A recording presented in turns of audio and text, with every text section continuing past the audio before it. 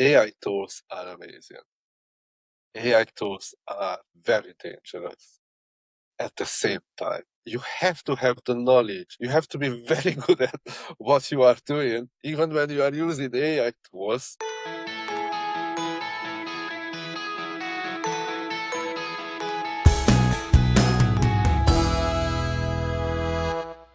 You can also subscribe to extended cuts of these conversations, where my guests go deeper into how they actually think, make decisions, and handle the messy bits. But for now, enjoy the conversation. This is Marketing Careers Uncovered, and I'm Dave Hayward. There's a framework, cheat sheet, template, or now even an AI for almost every scenario. But have they stopped becoming tools?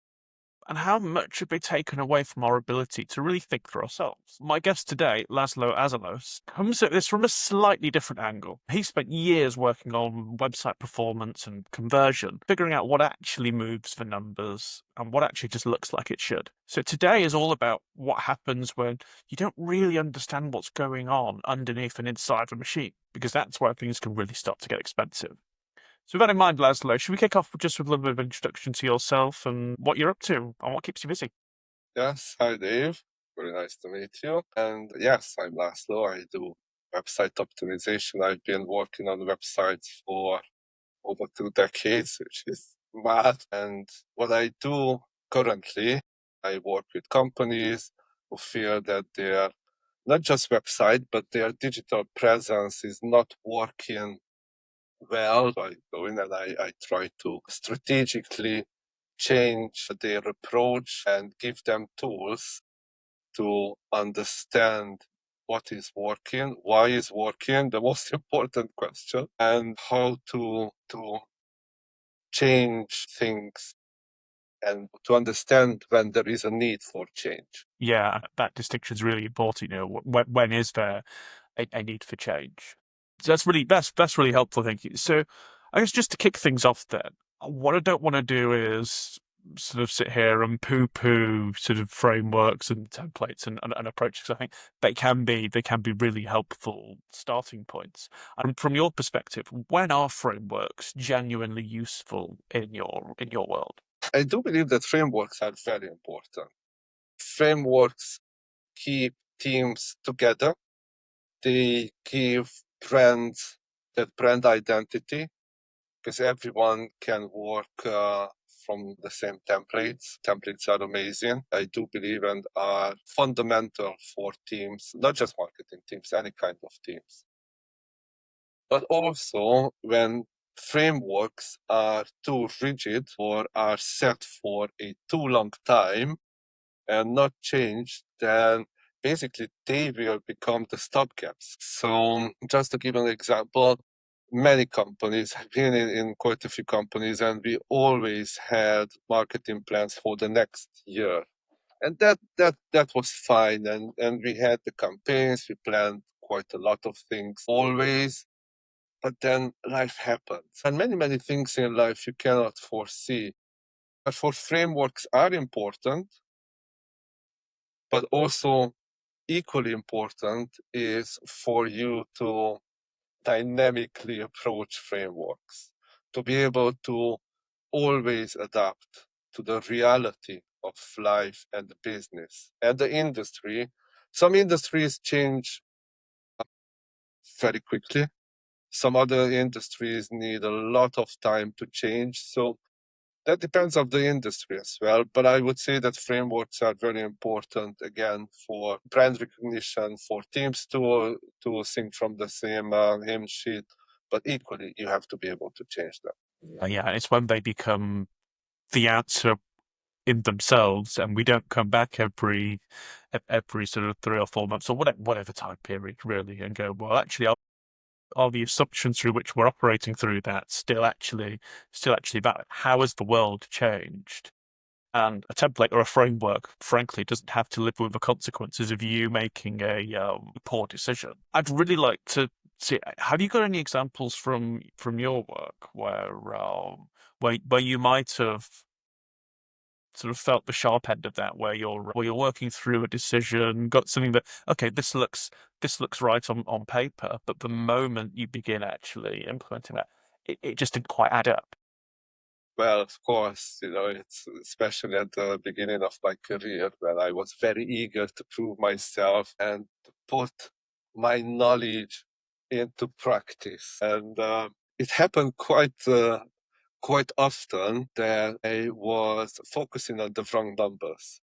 For example, when it comes to websites, traffic, and I thought traffic is everything. And I was focusing so much in getting more traffic to the website that I completely overseen the end goal, that a website is a commercial tool and it has to lead to sales. And I was focusing when it comes to SEO. I read a lot.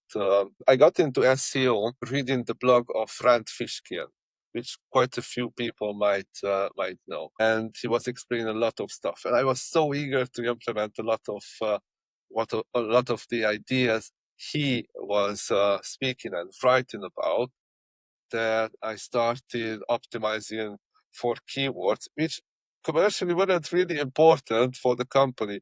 But then I had to learn when it came to reports, and then I went to different training, like marketing training. And then I had to realize that, yes, it is a digital world, but the core essence of marketing goes back to maybe thousands of years. And that means that you have to market in a way that you have to make money. The end result is about money. And when it comes to, say, SEO, you don't have to focus on targeting keywords which are completely irrelevant to you just because some of your competitors are focusing on that, just because it sounds like it looks nice on paper, just because it brings in traffic to your website. That could be completely irrelevant and becomes a vanity metric. So I had to actually learn that a website with a traffic of, say, 10,000 is way more valuable sometimes than a website with 100,000 visitors. Because of the commercial difference. If a lot of people are coming to your website, but no one actually converts, then it is completely worthless. And then you are focusing on the wrong aspect of your work and you are wasting time. Now that sounds really, really obvious, but I do worry that vanity metrics, impression, eyeballs, etc., has had a little bit of a resurgence lately. Whilst what you said, feels very obvious, I think the pull to, well, we need more eyeballs, more visitors, I think is probably stronger than ever. And you would think that senior leadership don't really care about this stuff, but the amount of conversations I have had in the past 4 to 5 years alone, where there has still been a bit of an interest and pull towards some of those sort of top level visitor figures. But I know I've had to do quite a big job to educate the rest of the business that that's a directional metric, sure, but it's ultimately meaningless to the impact. It is well worth reminding ourselves on that on that piece, and the people that we work with on a regular basis. Absolutely, because there is a pressure. I do believe that first and foremost, leaders have to be educated, and they have to be educated because in many cases, either they don't have the full picture or they are given details from other leaders which are not relevant. And it is very important when you don't do a hands-on job. We've got to keep the education up with the people that we work with. Otherwise, if we're not proactive enough in the education piece, it always sounds like a bit of an excuse as to, oh well, things seem to be underperforming because actually that doesn't matter anymore. And if we're too late, then it just sounds like we're making excuses for ourselves and not having a firm hand on this is what it takes to win in the market. Yeah, absolutely. That fear of missing out, that is unbelievable. And you would think that it will affect only junior professionals, but absolutely not. Even leaders, I am speaking with leaders who are asking me questions. Well, I need to do this because that company and that company is doing that. And I need, because otherwise we will miss out. And I fear that they will gain an advantage which will affect us. And then I always say, step back. Not one step, not two steps, 3, 4 steps. Breathe. And then think of your company first. Don't look at your competitors and what they're doing. Yes, it is, obviously, it always helps because you can learn, but you don't really know how successful other companies are with what they do because you don't see really their numbers, and that can be misleading.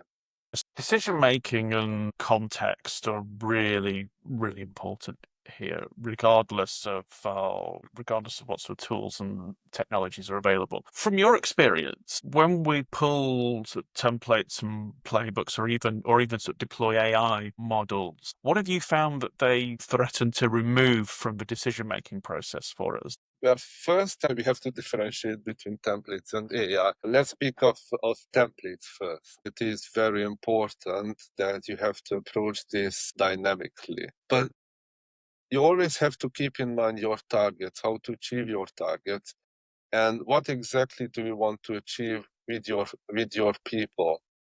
Also, you have to keep in mind that you can introduce, and maybe you want to try new things, new techniques. But it's not fair to ask from the people within your team or teams to do that for you if they don't have the knowledge, if they don't have the clarity how to do that, how to pursue that, if they are not offered with a training, or if they are not offered to be in contact with someone with an expertise in that field. I do believe this is very important, especially now that things are changing so quickly, technology is changing so quickly. So templates are extremely important. They're part of the framework and they help in keeping the focus on what's important. So what a helpful way of looking at this. If I'm picking up, let's go back to my fictitious example of a sort of campaign deployment template that may or may not deliver what we need to right off the shelf. Would a useful lens through which I could look at that as a practitioner be, okay, what do I know and understand will work and deliver there because I have that knowledge and experience myself, and what am I seeing on there that that actually I don't have the knowledge and experience firsthand. If I take a sort of template or playbook off the shelf, like one of the benefits is I've still got to read that, ingest that, and even in some rudimentary way translate that into my business. How much more dangerous is AI then? It's my experience has been it can give you some very confident bullshit that it feels very tailored. It feels like it's really done some thinking. Interested in what you've sort of seen and experienced with this. Well, AI tools are amazing.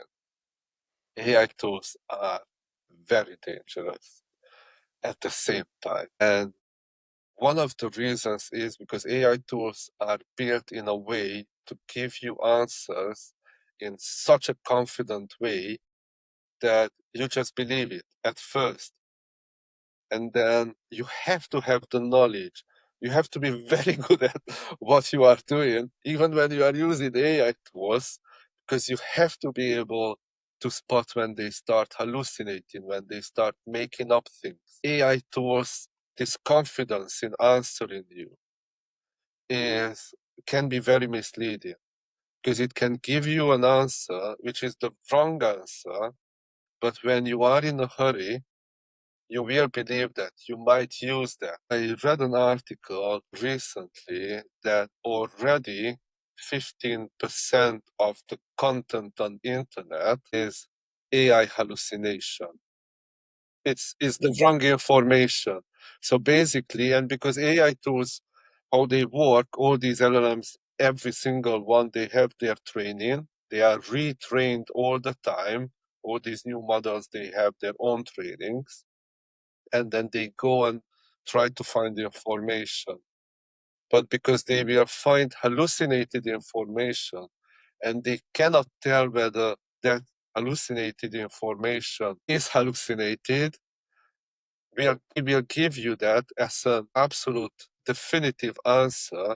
So if you don't have the knowledge to tell that this is wrong, completely wrong, and to direct the AI tool of your choice into a different direction to say, well, this is completely wrong because of these reasons, then you are in trouble. So the danger is that AI first will hallucinate.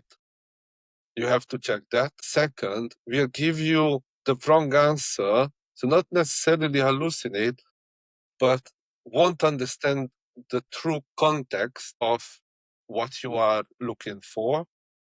And the third one is the lack of creativity.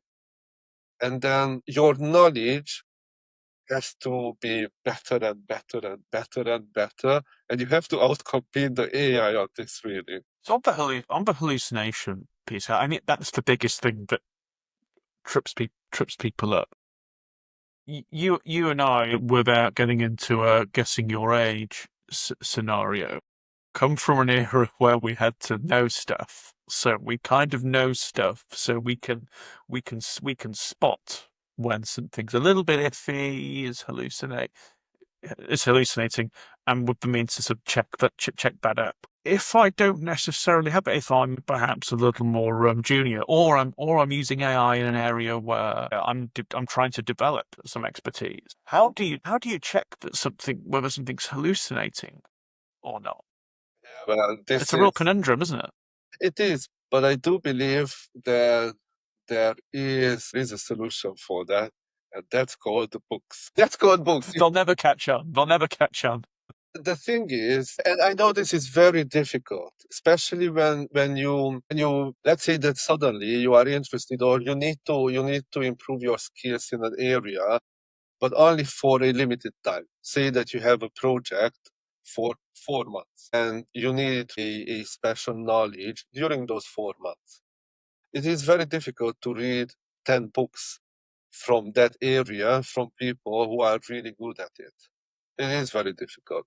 But the aim should be to improve yourself and to start information which is checked, which is approved. I know this sounds like it's pushing some ideology or something like that, but I do believe that if an information has been checked by so many parties and it is approved by so many parties, that is way more important. And then if you learn from these kind of sources and you read at least one book from that area, then you have to change your mindset. I do believe that you have to change your mindset and not just to take the AI results as granted and as a source of truth. And you can find books, by the way, online as well.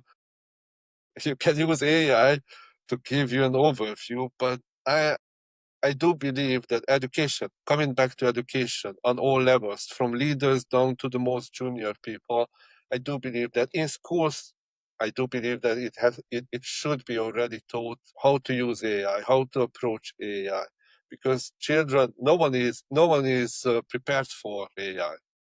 No one is prepared for the hallucination. And I do believe that an education is needed on all levels, absolutely all levels, because otherwise we will end up learning from more and more hallucinated content. So there's a lot to take away here, but I think it's really easy for us to blame the tools when things go wrong. It's the AI's fault, it's the framework, it's the template, it's the best practice wasn't actually best practice. That feels a little bit too convenient, really. I think these tools and the tools that we have, they're not going anywhere. they are getting better and faster, and perhaps more convincing than ever. The word convincing is doing quite a bit of lifting here. Right? That real fundamental question is whether your thinking is keeping up with that as well. Your ability to check, challenge, verify. So at the end of the day, you're the one making the call. You're the one making the decision. You're the one who has to stand by that when either things go really well or things go wrong. You will never be able to outsource that. So really, loads of really, really practical, useful pieces of advice here, Leslie. So thank you very much for spending the time with us today. Thank you for the invitation. No problem, and thanks to you for listening. If you enjoyed today's conversation, don't forget to subscribe for future episodes, leave a review, or share with your friends and colleagues, and we will see you next time. You can also subscribe to extended cuts of these conversations, where my guests go deeper into how they actually think, make decisions, and handle the messy bits. But for now, enjoy the conversation.